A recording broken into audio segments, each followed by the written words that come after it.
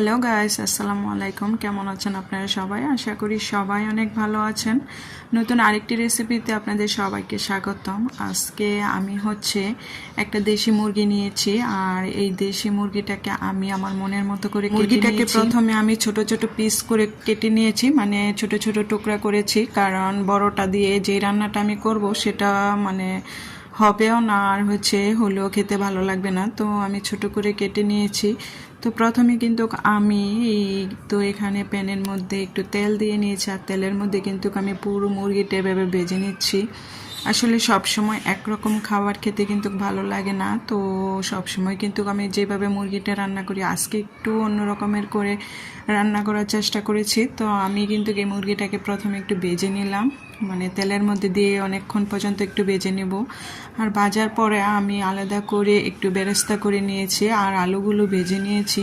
তো আমি কিন্তু এই ভাজা মুরগির উপরে সবগুলো এক এক করে মশলা আর আলু, বেরেস্তা, টমেটো এগুলি দিয়ে দিয়েছি। আর সাথে দিয়েছি ধনিয়া, মরিচের ফাঁকি, হলুদের ফাঁকি, লবণ, তারপর পেঁয়াজ রসুনের পেস্ট, তারপর একটু দিয়েছি টক দই, আর দিয়েছি জিরা গুঁড়া। তো সবগুলো উপকরণ দিয়ে আমি মাংসটাকে ভালোভাবে একটু কষিয়ে নেব, আর এই মাংসটার মধ্যে সবগুলো মশলা একেবারে সুন্দর করে মিশিয়ে নেব। তো মিশিয়ে নিব অনেকক্ষণ পর্যন্ত, আর এটাকে আমি একটু নেড়েচেড়ে ঢেকে দেব। ঢেকে দেওয়ার পরে এই মাংসটা থেকে আলাদা এক্সট্রা করে একটু পানি উঠবে, এই পানিটা দিয়েই কিন্তু এই মাংসটা হয়ে যাবে। তো আমি অনেকক্ষণ পর্যন্ত এটাকে ভালোভাবে নেড়েচেড়ে নিব।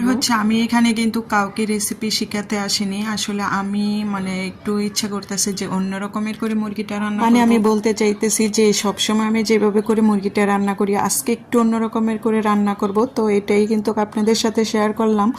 আর এভাবে রান্না করে খেতেও কিন্তু দারুণ মজা হয়, কারণ আমি এর আগেও এই মুরগিটা এভাবে রান্না করেছি, খুবই মজা লাগছিল খেতে। তো একটু মাঝে মধ্যে যদি অন্য রকমের করে মুরগিটা একটু রান্না করি তাহলে কিন্তু খেতে ভালো লাগে। তো এই তো আমি মুরগিটাকে ভালোভাবে কষিয়ে নিয়েছি, আর এই তো কষানোর পরে কিন্তু আমি এভাবে ঢেকে দিয়েছি, আর এই মুরগিটা থেকে কিন্তু ঝোল উঠছে অনেক। তো এই ঝোলটা যতক্ষণ পর্যন্ত থাকবে ততক্ষণ পর্যন্ত আমি মুরগিটাকে নেড়ে চেড়ে নিব ভালোভাবে। আর এটা যে দেশি মুরগি, আর দেশি মুরগিটা কিন্তু অনেকক্ষণ পর্যন্ত কষানো লাগে। তো এই তো আমি অনেকক্ষণ পর্যন্ত কষিয়ে নিয়েছি যাতে প্যানে না লাগে, আর লাগলে কিন্তু খেতে ভালো লাগবে না। তো এই তো আমার এই মুরগিটা কিন্তু আজকে খেতে দারুণ মজার হয়েছিল। আর যেহেতু এটার মধ্যে অনেক রকমের মশলা দিয়েছি বা টমেটো দিয়েছি, এজন্য ঝোলটা অনেক গাঢ় গাঢ় হয়েছে, আর খেতে একটু টক টক লাগছিল, খুবই মজা লাগছিল খেতেও। আর এটার মধ্যে আমি একটু চিনি দিয়েছি, সাথে দিয়েছি একটু সয়া সস। তো এইভাবে